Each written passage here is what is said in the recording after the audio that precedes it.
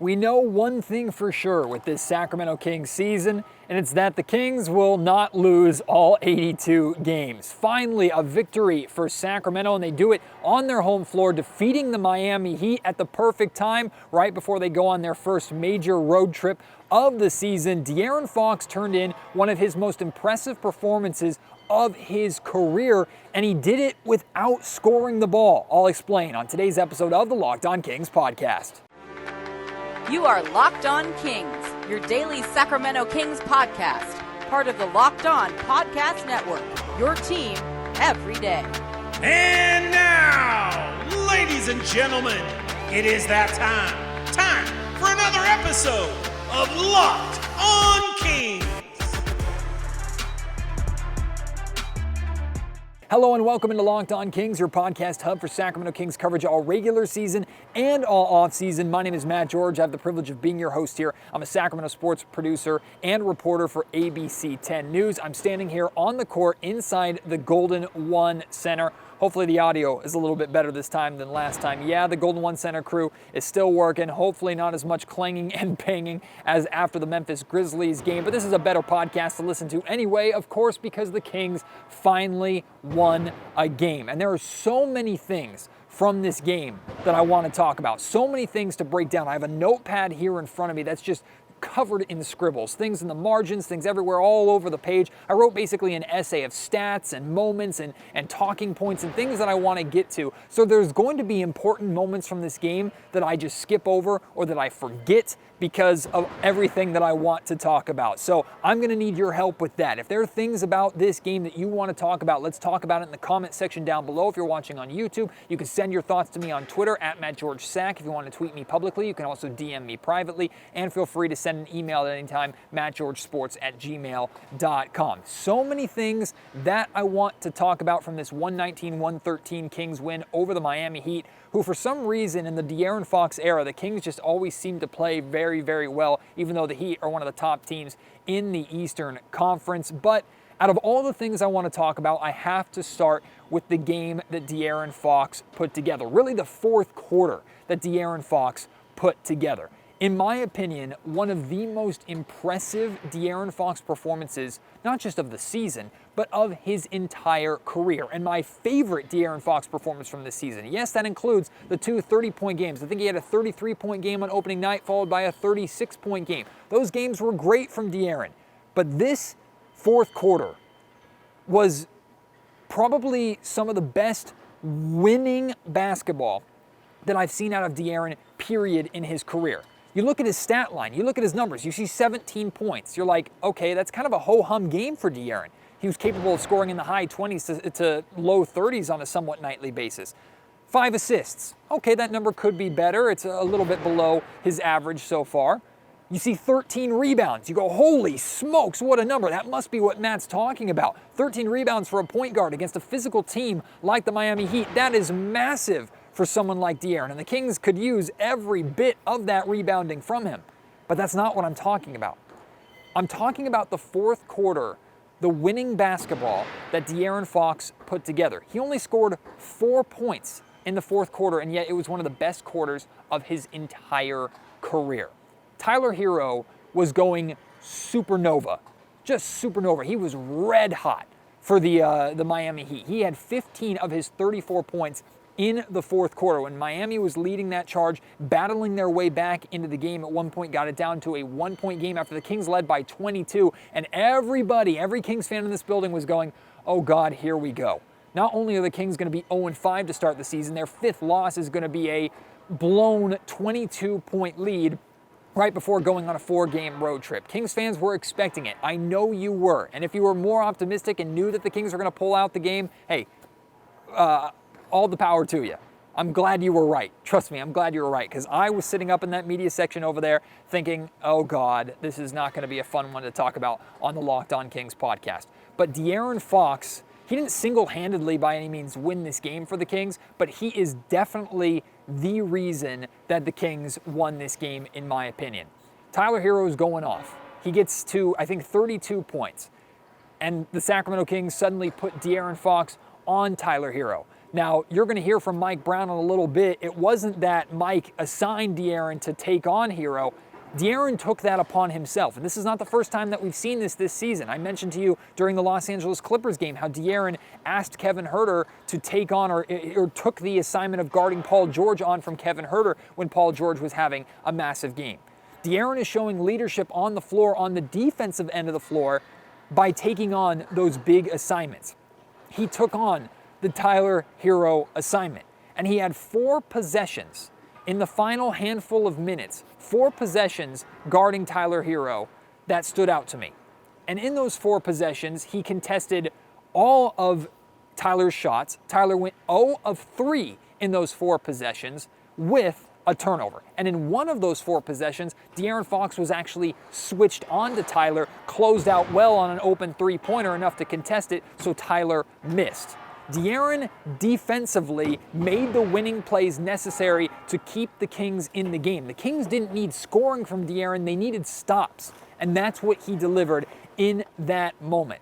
Fox was everywhere. He was everywhere in the fourth quarter. Again, only 4 points, but who cares? He was involved defensively, he was involved in the offense, he was drawing a crowd offensively, finding open guys. I love every bit of how De'Aaron Fox played. Plus, this is important. You're going to hear De'Aaron talk about this in a second too. De'Aaron has always struggled as a free throw shooter, right? Always struggled as a free throw shooter. That's something that he's talked about multiple times over multiple seasons, something that he's focusing on, something that he's working on. We know free throw shooting has been a struggle for the Sacramento Kings for the most part this season, but not for De'Aaron. De'Aaron has hit 11 straight free throws over the last 3 games, and De'Aaron is shooting 81%, 18 of 22 from the free throw line. 81% for De'Aaron is really solid. You would like to see it get into the mid-80s, of course, and hopefully he can keep climbing, but I will take 81% from De'Aaron Fox every day of the week. He's delivering in so many different ways, stepping up as a defender. One thing that really stood out to me is how he's using his quickness and his feet to defend, not his hands. He's cutting guards off. He's not letting them blow by him just because of that lateral quickness that he has, that quick first step, and then using his body to cut off a ball handler who's trying to attack the rim. That's something that he has not done in the past. He's either fouled with his hands or allowed a defender to just go, or a offensive player to just go right by him. We're not seeing that from De'Aaron Fox this season. I could keep gushing about the man. I love what I'm seeing from him, but I also have to talk about Domantas Sabonis. Sabonis finished with 18 points, an extremely efficient 8 of 9 shooting from the field, 7 rebounds, and 3 assists. All 18 of those points came in the first half. That's because in the second half, very early in the third quarter, Sabonis picked up his 4th and 5th fouls, got into some major foul trouble that would play a major factor in this game. But in the first half, to open up this game, Sabonis looked like the 2-time All-Star that the Sacramento Kings traded for. He was dominating in this paint right here. Dominating. There was nothing the Heat could do to stop him. And they were doing it via pick and rolls. They were doing it via offensive rebounds. Domantas Sabonis was having his way on the inside as the Kings were having their way in the paint for the entire first half. And I'm going to dive into that great first half in just a little bit, a little later on in the show. But where this game changed, where this game really changed. The Heat put together a really strong third quarter where the Kings struggled taking care of the basketball and also struggled with fouling again. That's what allowed the Heat to get back into this game. They did a lot of that with Sabonis out because of that foul trouble. Credit to the Miami Heat. They could not stop Domantas Sabonis on the inside, so they got him into foul trouble to get him out of the game.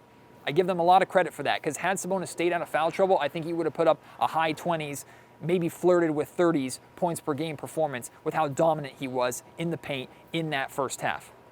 But Sabonis picks up his 6th foul right around where I'm standing.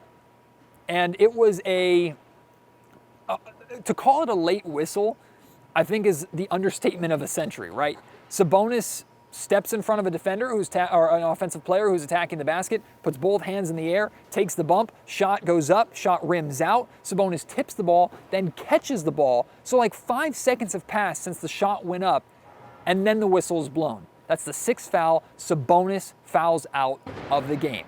And here we are, again, going, oh, here is where it changes.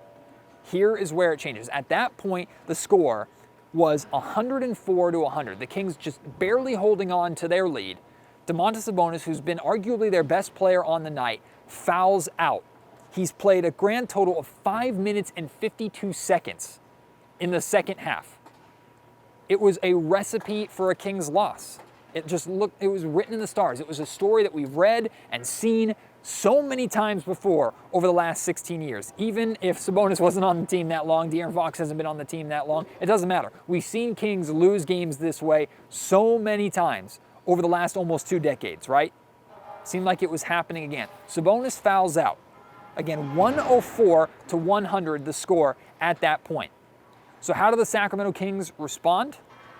They outscore the Miami Heat 15-13 over the final 5:52. You got to give a ton of credit to this Kings team as a whole. They rallied. They didn't sink at that moment. They didn't fold at that moment. They rallied. They lost one of their best players, and they picked up the slack. They didn't drop it. That's huge for this Kings team. That's winning basketball that we haven't really seen, certainly this season, and that we haven't seen consistently over the last 16 seasons. That's a really big deal. Now, we need to see it more often before we can claim that this is who this Sacramento Kings team is, but to see them able to do it, capable of doing it against a team that's as good as the Miami Heat, with championship aspirations like the Miami Heat, it was a really big deal. A really big deal. And I give this entire Kings team a whole hell of a lot of credit for how they were able to rally.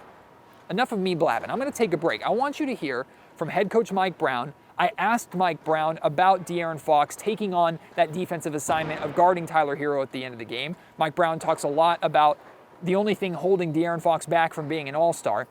Then you're going to hear from De'Aaron Fox talking about taking on that Tyler Hero defensive assignment, also talking about his free throw shooting. And you're going to hear from Domantas Sabonis about that 6th foul, what he saw from his teammates picking up the slack after he fouled out, and some more great stuff. Also shows some love for Rashawn Holmes, who stepped up in a major way with Sabonis fouling out. Here are the three: Mike Brown, De'Aaron Fox, and Domantas Sabonis.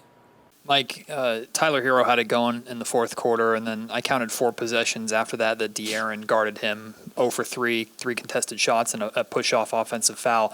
Did he ask for that assignment? Did you assign him that assignment, and what are your thoughts on how he took that challenge? No, he wanted the assignment. You know, he definitely wanted the assignment, and that's part of what I said before. You know, Tyler Hero's a great player, and you know, he's got a lot of bags, a lot of tricks in his bag, you know. And for Foxy to do what he did down the stretch against him and then do what I'm asking him to do offensively to generate points and good looks for us was tremendous.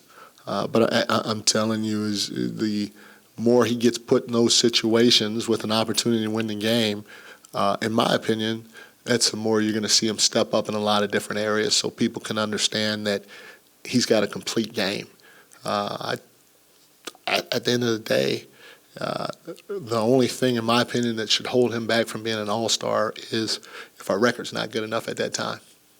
You know, but he's going to fight, and we're going to push him to continue to try to play at the highest of high levels because he's more than capable. Tyler had it going in the fourth quarter, and then you had 4 straight defensive possessions on him where he went 0 of 3, also had an offensive foul. Coach Brown says you asked for that assignment. Is that accurate, and 2, what were you trying to do just for him with how good he was going? Yeah, I mean, like you said, he had it going, and for me, you know, when I guard that, I feel like that I'm not guarding gets it going. I feel like I can use my quickness, my length to be able to just disrupt them and try to throw him off, try to get him out of a rhythm. Anything that I can do to basically get a stop, and I feel like it worked tonight. In past seasons, you've talked about the focus of free throw shooting for yourself. I think you were a perfect 5 of 5 tonight. You're shooting in the mid-80s so far this season. Is that still a major focus for you personally? Yeah, definitely. I think tonight I shot 5, shot 3 and 3. So I've shot 11 free throws in the last 3 games, which is 11 for 11 in the last 3 games. 3 games shooting 11 free throws is crazy for someone that touches the paint as much as I do. But whenever I get there, just knock them down. What were your thoughts when that whistle blew on that 6-1? I don't know what I can say, but it was definitely very late. It gave me a chance to tip the rebound, then grab it. So 2 jumps, and then it was called. So Definitely sucks, not being out there. You work so hard to be in these moments, at home against one of the top teams in the league, and being out the court in those last minutes is the most fun part of the game, So, but I'm just happy we left with a win. Your guys were able to hold on. What did you witness from the bench, how they were able to do it, and how proud were you of the guys for closing that out? Great, we fought till the end. It was playoff basketball, putting in defensive mismatches at the end. Tyler Hero going off, Jimmy Butler going one-on-one. That was playoff basketball. That's how all the games are going to go. It's going to be one-on-one. Look for a mismatch and make the best read. And I feel like we did a great job. Rashawn had his number called in a big way, having to take over those minutes. What did you assess of how he was able to come in? He's been great. He's been ready all training camp. I've told him it's going to happen. I hope it doesn't happen, but I know it's definitely going to happen a lot more times where I'm in this situation. So the more he can stay ready and take advantage of it, it's going to make us really tough. Is there a sense of, now that you've gotten this first win, almost like a breaking of the seal or the dam breaking a little bit, and now this team's really going to get a flow? Yeah, of course. We played tough opponents our first 4 or 5 games, playoff teams, and to know that we're in those games and have a chance to win didn't break us. We kept being together. Today was an important one, like you said, before the road trip to get it, and we're just excited to finally move past it, and hopefully now we can play our game. And like I mentioned, Richaun Holmes stepped up in a major way for the Kings in 21 minutes. Had to play a lot more minutes than he was expecting, especially in that second half because of the foul trouble that Sabonis was in. He did only finish with 5 points and 4 rebounds, so not the sexiest and most exciting of stat lines, but I thought Richaun Holmes did a lot of good things on the defensive end. He was physical, he was present, he looked as locked in as he has looked all season long, at least to this point. He was a big reason why the Kings were able to hold on there in that fourth quarter. It was good to see Richaun Holmes not getting back to that peak offensive Holmes that we've seen at times in years past, but looking solid and being a fundamental part of the Kings being able to hold on and win this game. Today's episode of the Locked On Kings podcast is brought to you by Prize Picks. Now, Prize Picks, in my opinion, is the best way to play daily fantasy sports, but especially daily fantasy NBA basketball. The way Prize Picks works is you pick 2 to 5 players and you bet or take either the over or the under on their scoring totals for those games. You get it right, you can win up to 10 times your money. You don't have to worry about managing lineups. You don't have to worry about going against sharks out there who make money off of gambling and NBA basketball and things like that for a living. You don't have to worry about anything. It's you versus the numbers, you versus the line, the house, or that the house sets at Prize Picks. It's a great way to play. It's a ton of fun, and they're a great sponsor here of Locked On Kings. If you use our promo code when you sign up right now, Locked On, you can get a instant match up to $100 of whatever you deposit. So you deposit $100, you get $100. If you deposit $50, you get $50. That's the offer that Prize Picks has for you right now. Make sure you're playing Prize Picks, the #1 way to play daily fantasy sports. All right, let's talk about that great first half that the Sacramento Kings put together. So much fun in that first half. Although we knew, even with the Kings bringing a big lead into the locker room, we knew that the Miami Heat weren't going to go away, right? And actually, De'Aaron Fox said something about that after the game, too. He said, look, we knew that they were going to come. We knew they were going to go after us, so we had to be prepared. And they had to work to close out that game. But the first half was some of the best basketball we've seen the Sacramento Kings play. They shot 63% from the field, 45% from three-point range. They were getting so many paint touches, so many good looks because the ball was going inside out, and they dominated inside. Their points in the paint, 36-14. They shot 81% in the paint as a team in that first half. Yeah, you're going to dominate a half if you're getting to the paint that easily and scoring that easily around the rim. Of course, a lot of that had to do with Domantas Sabonis. The Kings also had 17 assists in that first half to just 7 turnovers. Now, the Kings ended the game with 20 turnovers. So 13 turnovers in the second half, way too much. But only 7 turnovers in the first half. The ball was moving. The Kings were taking care of the basketball. They were getting out in transition. They were getting inside out, which are, I'm talking about pillars of Mike Brown's offense. The Kings were clicking. And then defensively, I thought they looked the most solid they have overall, especially on the perimeter. Bam Adebayo scored the first 6 points of the game, I believe, for the Miami Heat. All of them were in the paint. That wasn't great, but the reason why Bam was getting so many looks at the rim is because on the perimeter, Jimmy Butler, Kyle Lowry, it didn't matter. The Kings were playing, I thought, really solid perimeter defense. They were communicating, they were rotating, they were cutting off cutters, they were not getting blown by. It was refreshing to see. And then you look at the game that the Stars turned in for Miami. Jimmy Butler, just 13 points on 4 of 11 shooting. A really inefficient shooting night for him. Kyle Lowry, 15 points on 3 of 8 shooting. First off, Kyle Lowry only taking 8 shots. That's a big deal. Second off, if you've watched Kyle Lowry from his time in Portland and his time with the Toronto Raptors, Kyle Lowry has been a Kings killer over the course of his career. I came into this game expecting Kyle Lowry to have a big night. He did not, and he really didn't get going and didn't score most of his points until like that late third quarter, early fourth quarter time. Now, of course, Tyler Hero had a big game. Bam Adebayo had a big game. But you didn't allow all the Stars to beat you. And more importantly for the Sacramento Kings, and this has been something that they've struggled with in the past, you didn't allow the bench, the other guys, to beat you.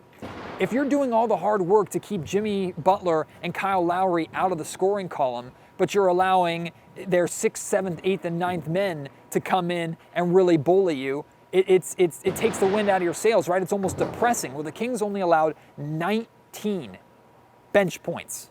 That's a big deal considering they allowed, 45, 47, something like that, to the Memphis Grizzlies just a couple of nights ago in this building.